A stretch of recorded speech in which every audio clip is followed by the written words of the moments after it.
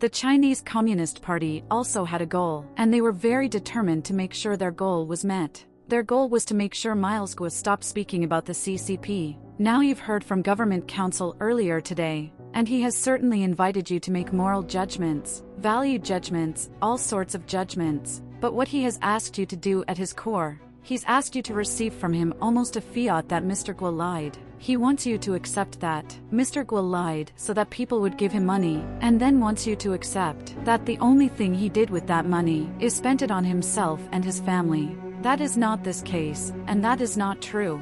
You are going to hear that, like almost every one of us. There's more than one aspect to Miles Guo, and some of the aspects and some of the things you will hear during the testimony in this case will be both surprising and eye-opening. So when you evaluate the evidence that comes in through the witnesses, when you think about Miles Guo's story, when you think about who Miles Guo is, I ask you, keep in mind and conceptualize the world that he lived in, because it is not our world. Our world is not filled with surveillance, constant harassment, and constant oversight and disruption by the Chinese Communist Party.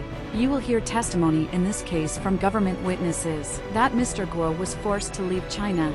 He was forced to leave behind his wife and his daughter. Both were arrested and detained in prisons in China for almost 2 years.